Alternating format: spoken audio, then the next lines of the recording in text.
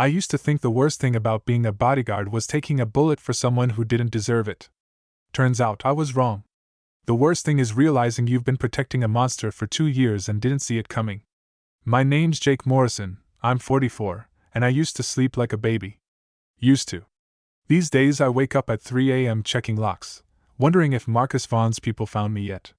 You probably know the name: real estate mogul, philanthropist, the guy who donated that children's hospital wing. Yeah, that Marcus Vaughn. I spent 8 years in the Army MPs before going private security. Needed the money after my divorce cleaned me out. Child support doesn't pay itself, and Vaughn's retainer was more than I made in 6 months anywhere else. Seemed like a gift from God, protecting some rich guy who built schools and funded homeless shelters. Here's what I didn't know: those business trips to the docks weren't about shipping containers full of construction materials. Those late-night meetings in warehouses weren't real estate deals. And those scared-looking kids I saw coming and going? They weren't interns. I should have asked questions when Elena tried to run. Should have wondered why a 19-year-old girl would risk jumping from a moving car rather than stay in that mansion another night. Instead, I dragged her back inside like a good soldier following orders. That was 3 months ago. Now I can't close my eyes without seeing her face, hearing her scream my name like I was her last hope. Because I was, and I failed her. I failed them all. Looking back, the first year with Vaughn felt like winning the lottery. Clean work, predictable schedule, and a client who actually seemed to give a damn about people. I'd escort him to charity galas, stand behind him during hospital ribbon cuttings, watch him hand oversized checks to grateful nonprofit directors. My routine was simple: morning security briefings, afternoon site surveys, evening events. Vaughn treated me with respect, never the condescending bullshit I got from other wealthy clients. He'd ask about my daughter Emma, remember her school plays, even sent flowers when she made honor roll. The money was incredible. I paid off 3 years of back child support in 6 months. Finally stopped dodging my ex-wife's calls. Started sleeping in a real apartment instead of that roach motel near the airport. For the first time since the divorce, I felt like maybe I wasn't a complete failure as a father.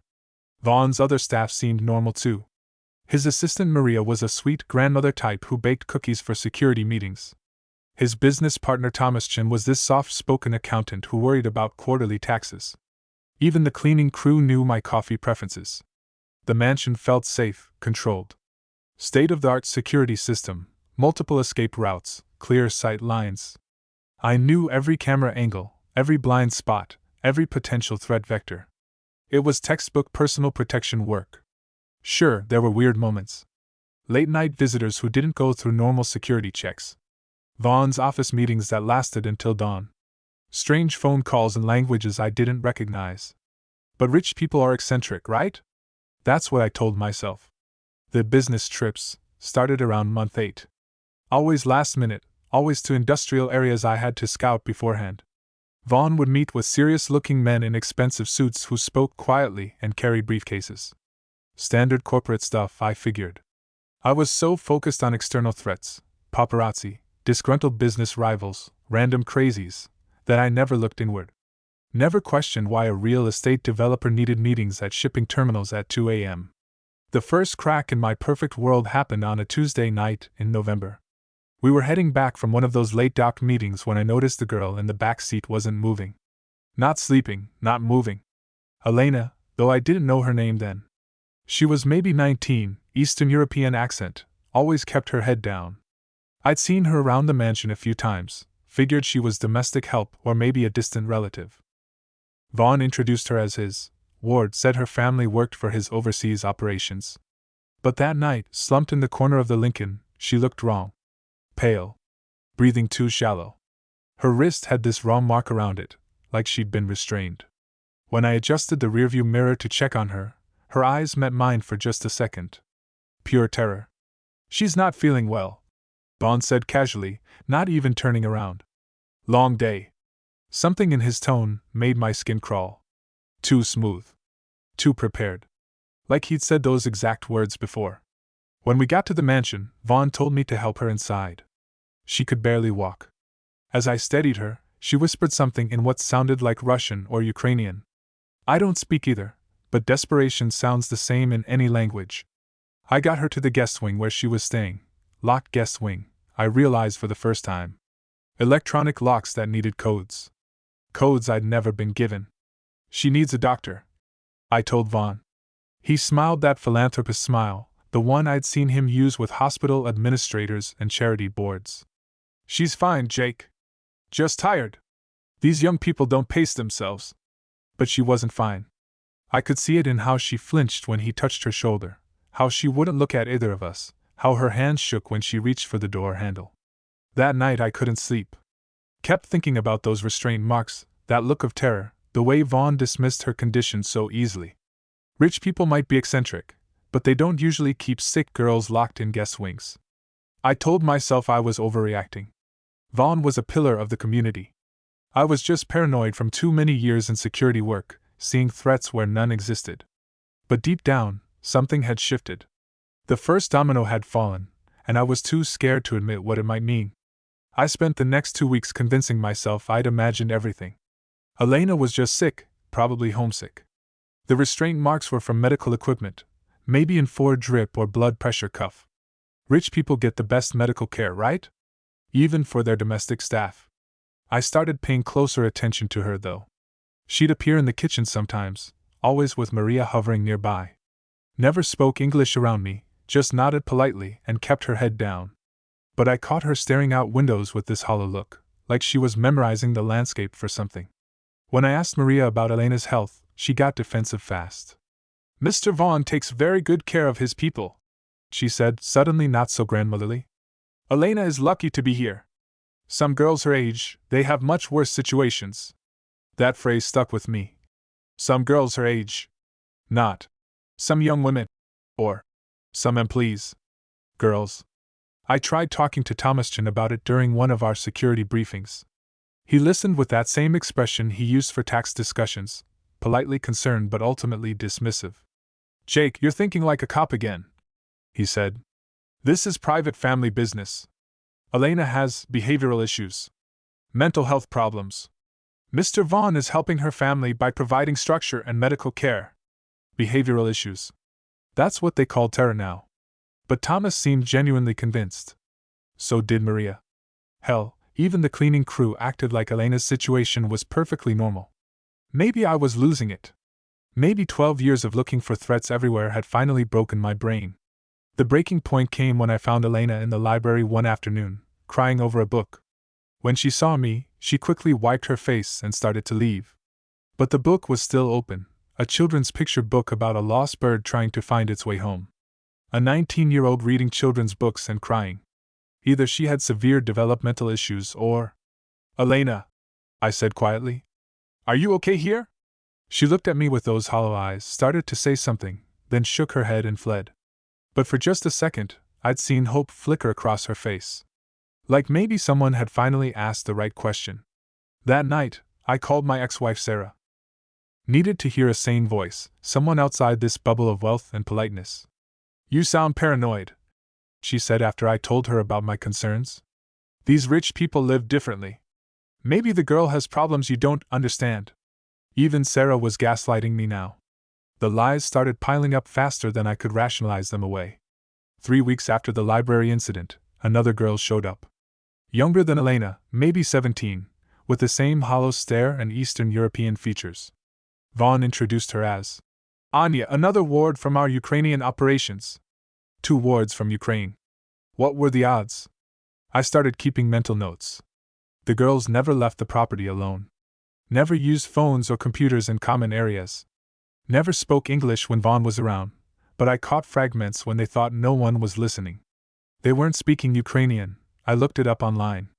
It was Romanian. The doc meetings increased to twice a week. Always different locations, always the same pattern. Vaughn would disappear into a warehouse for an hour while I waited in the parking lot. Sometimes he'd return with new business associates, men with cold eyes and expensive watches who never looked at me directly. Once, I saw him hand over what looked like photographs to one of these men.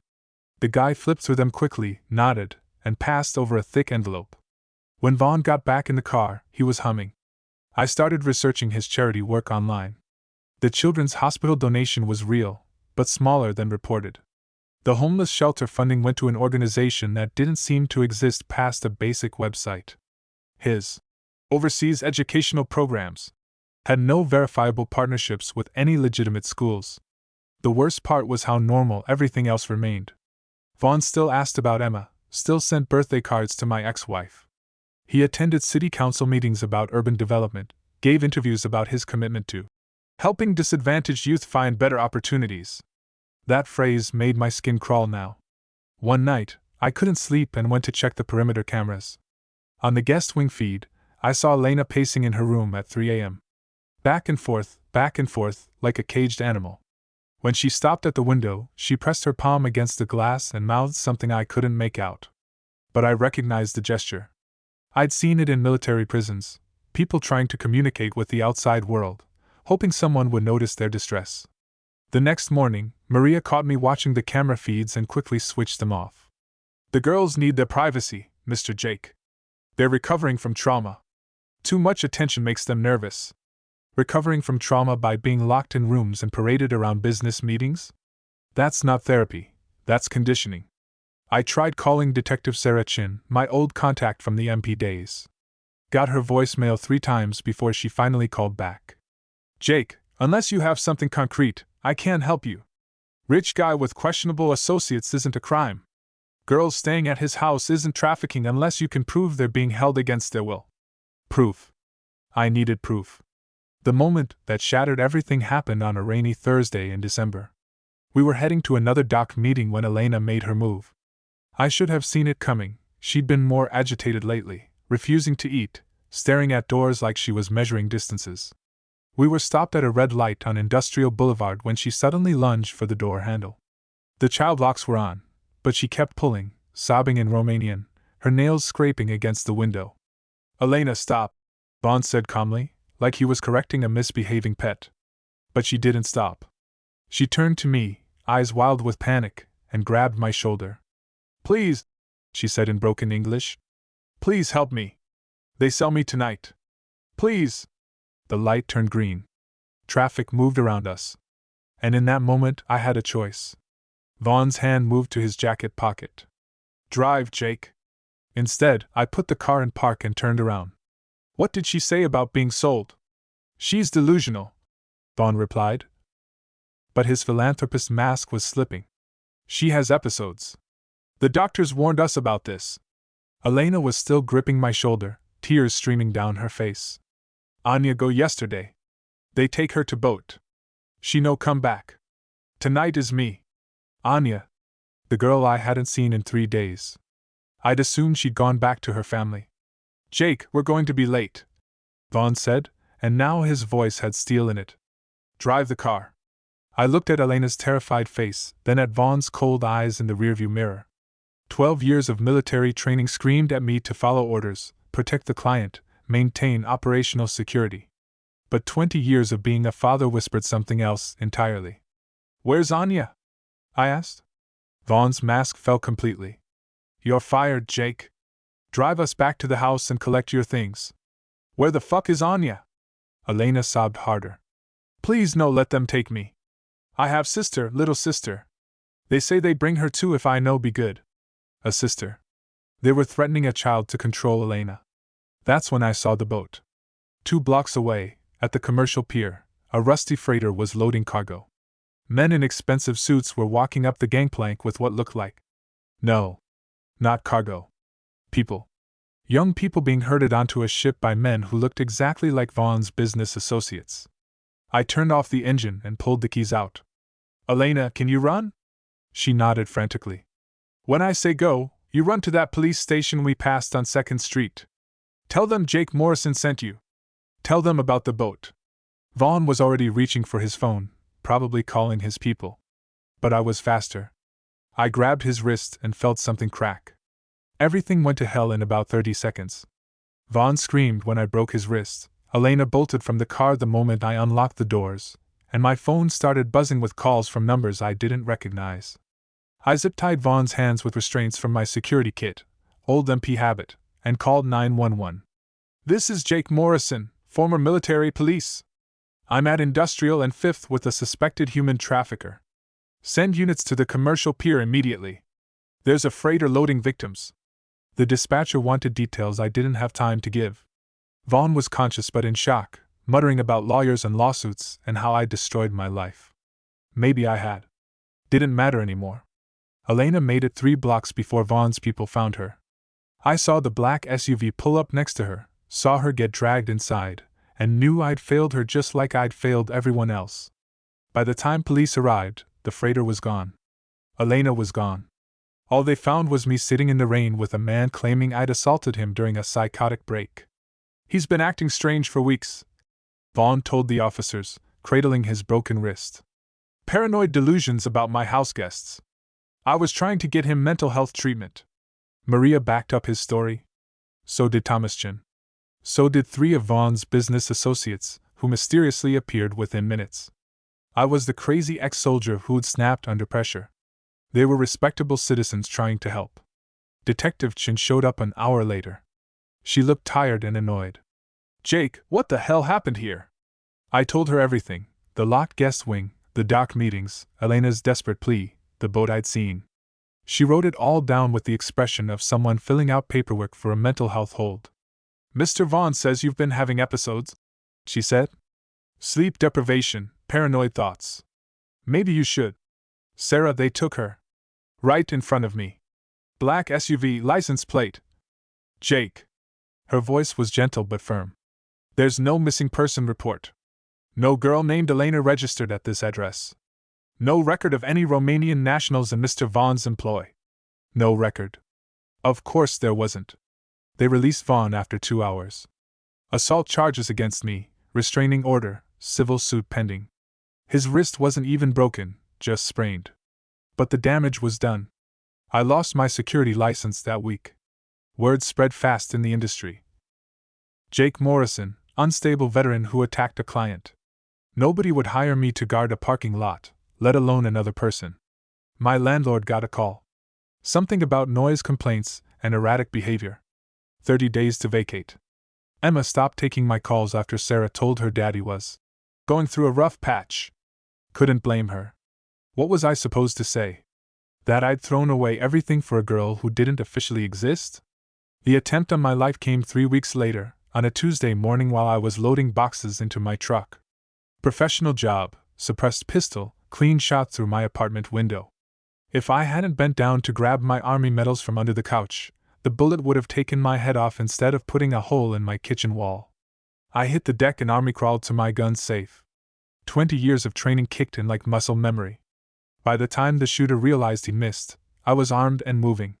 Caught a glimpse of him through the blinds. Expensive suit, earpiece, same cold professionalism I'd seen at Vaughn's dock meetings. This wasn't some random street crime. Vaughn was cleaning house. The clarity that came with being hunted was crystalline and terrible. Every strange detail from the past 2 years suddenly made perfect sense. The locked guest wing wasn't for troubled girls. It was a holding facility. The dock meetings weren't business deals. They were transfer points. The charity work wasn't philanthropy. It was money laundering and reputation management. I'd been the unwitting security chief for a human trafficking operation that probably moved hundreds of girls through Portland every year. While the shooter repositioned for another attempt, I called the one person who might believe me, Elena's handler from Immigration Services. Found her number in my security briefing files from when I'd done background checks on Vaughn's wards. This is Jake Morrison. You processed a girl named Elena Popescu 6 months ago. Romanian national, said to be part of educational exchange program. Long pause. Mr. Morrison, I can't discuss. She's been trafficked. Vaughn's operation uses fake immigration paperwork to move victims. Elena tried to escape and they recaptured her. There are others. Another pause, longer this time. How do you know about Elena? Because I was supposed to be protecting her and I failed. The immigration officer's voice changed, became careful but interested. Elena Popescu was reported missing by her family 2 years ago. If you have information about her whereabouts. 2 years. Elena had been trapped for 2 years, not 6 months like Vaughn claimed. I heard footsteps in the stairwell. Time was up. There's a warehouse on Pier 47. That's where they stage before moving girls to ships. Vaughn has judges, cops, immigration officials in his pocket. Don't trust local PD, get federal agents involved. The apartment door exploded inward just as I rolled behind my couch. 3 men in tactical gear, moving like professionals. Vaughn wasn't taking chances anymore. But neither was I. The scared, compliant bodyguard who'd followed orders and ignored red flags was gone. What remained was a soldier who'd finally found a war worth fighting. I made it out of that apartment by the skin of my teeth and a flashbang grenade I'd kept from my MP days. 3 professionals with military training, but they weren't expecting resistance from a broken-down ex-soldier. I put 2 of them in the hospital and disappeared into Portland's industrial district with nothing but my truck, a duffel bag, and a burning need to find Elena. The warehouse on Pier 47 was exactly what I'd expected. Converted shipping container facility with heavy security and fresh tire tracks leading to the water. I spent 2 days watching from an abandoned grain elevator, mapping guard rotations, identifying weak points. Old habits from Afghanistan, hunting insurgents in urban terrain. But this wasn't a military operation. This was personal. Thursday night, I saw them bring in a new group. 6 girls, maybe 7, all young, all terrified. They were herded into the warehouse like cattle, and I recognized the handler, one of Vaughn's business associates, from those dock meetings. I had 2 choices: call the feds and hope they'd respond in time, or go in myself and risk everything on the chance I could save those girls. The immigration officer had given me her supervisor's direct line, but federal bureaucracy moves slowly. These girls would be on a ship by morning, disappearing into an international network that stretched from Romania to Southeast Asia to God knows where else. So I made the call I'd been avoiding for 3 weeks. Thomas Chin, CPA Services. It's Jake Morrison. Long silence. Then, Jake, you need to stop this. Mr. Vaughn is very concerned about your mental health. There are people who can help you. Shut up and listen. I'm at Pier 47 watching your operation load another shipment of girls. You've got maybe 6 hours before I bring this whole fucking network down. Jake, you're confused. There's nothing at Pier. Elena Popescu. Anya Moldovan. Those aren't their real names, are they? How many others, Thomas? How many girls have you processed through your legitimate accounting business? Another silence, longer this time. When Thomas spoke again, his voice was different. Colder. What do you want? I want Elena. I want her location, her real status, and safe passage out of the country. In exchange, I disappear and never speak about what I've seen. You're in no position to make demands. I've got photographs, Thomas. Video recordings from my security briefings. Shipping manifests I copied from Vaughn's office. Everything goes to the FBI if anything happens to me or if I don't hear back in 1 hour. It wasn't true. I had no evidence that would hold up in court. But Thomas didn't know that. The line went quiet except for the sound of Thomas typing on his computer. Finally, Elena isn't in Portland anymore. She was moved after your incident. Where? I can't, Jake. They'll kill both of us if I tell you this. They're going to kill us anyway. Where is she? Thomas broke after 20 minutes of silence. Elena was in Vancouver, being held at a rehabilitation facility that was really a high-end brothel for wealthy clients. She'd be moved again within days, probably to Dubai or Bangkok where American law enforcement couldn't touch her. I had maybe 48 hours. The drive to Vancouver took 6 hours through back roads, avoiding highways where Vaughn's people might be watching. I'd called the immigration officer and given her everything: warehouse locations, shipping schedules, Thomas Chen's confession recorded on my phone. She promised federal agents would raid Pier 47 within hours. But Elena would still be gone by the time they processed the evidence. The facility was a converted mansion in West Vancouver, all marble and bulletproof glass. I spent 12 hours casing it, mapping security, identifying entry points. 27 years of combined military and security experience boiled down to this: one man against an organization with unlimited resources and government connections. I should have walked away. Should have trusted the system to work, let the feds handle it, gone back to whatever life I could salvage from the wreckage. Instead, I went in at 3 a.m. through a service entrance I'd watched the kitchen staff use. Found Elena in a locked room on the 3rd floor, so drugged she didn't recognize me at first. When her eyes finally focused, she whispered, "You came back." Getting her out was the easy part. Getting her somewhere safe, that's where everything fell apart. We made it to a motel outside Seattle before they found us. Elena was coming down from whatever they'd been giving her, shaking and vomiting, speaking in fragments about her sister, about other girls who hadn't made it out. The knock on the door came at dawn. Not Vaughn's people, federal agents. Immigration, FBI, Homeland Security. They'd found us through my credit card, tracked us like fugitives. "Mr. Morrison, you're under arrest for kidnapping, crossing state lines with a minor, obstruction of justice."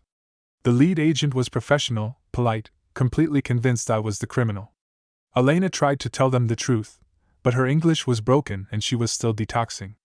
To them, she looked like a confused victim who'd been manipulated by an unstable veteran with a savior complex. The Seattle field office held me for 72 hours while they sorted through conflicting stories. Elena was placed in protective custody, but protective meant a detention facility that looked suspiciously like the places she'd been held before. By the time they released me on bail, the Vancouver facility had been cleaned out. The Pier 47 warehouse was empty except for legitimate shipping containers. Thomas Chin had disappeared, probably on a plane to somewhere without extradition treaties. And Vaughn? He gave a press conference about the tragic case of Jake Morrison, a disturbed veteran who developed an unhealthy obsession with helping vulnerable immigrants. He announced a new charity initiative for veteran mental health services. Elena's in witness protection now, somewhere the marshals won't tell me. Her sister was found in a raid on a facility in Prague, alive, but barely. The European authorities are calling it the largest trafficking network they've dismantled in decades. Hundreds of girls, dozens of countries, millions in profits. Vaughn hasn't been charged. His lawyers claim he was as much a victim as anyone, manipulated by his business partners, who've conveniently vanished. The mansion's been sold. He's moved to a gated community in Arizona, still giving interviews about the importance of helping troubled veterans. Thomas Chen's body washed up in Vancouver Bay 3 weeks after he disappeared. Suicide, according to the Canadian authorities. I know better. I don't sleep well anymore. Every shadow could be one of Vaughn's people, every unexpected knock could be my last. I've changed apartments 4 times, always moving at night, always paying cash, always watching the mirrors. The nightmares aren't about Afghanistan anymore. They're about Elena's face when she realized I'd come back for her. About all the other faces I never saw, girls who disappeared into ships and planes and unmarked vans while I stood guard and followed orders. Sometimes I wonder if I made any difference at all. Elena's safe, her sister's safe, but the network's still out there. Different faces, different names, same business. And Vaughn's still free, still rich, still untouchable. My ex-wife finally returned my call last week. "Emma's doing well in school," she said. "Doesn't ask about me anymore. That's probably for the best. I'm not the father she deserves. I'm a man who knows too much about monsters and the people who protect them. I keep Elena's immigration file in my go bag, along with my passport, and what's left of my savings. Proof that she existed, that what happened was real. Some nights I take it out and read her original entry interview. I want to study in America and send money home to my family." She was 19. Same age as Emma will be next year. The apartment across the street has been empty for 2 months. Yesterday, I saw someone moving in. Well-dressed man, expensive car, no furniture truck. He smiled and waved when he caught me watching. I'm writing this because tomorrow I might not be able to. If something happens to me, if I disappear or have an accident, know that Marcus Vaughn and his network are still operating. Still buying judges, still bribing officials, still moving girls like cargo. And I still check the backseat.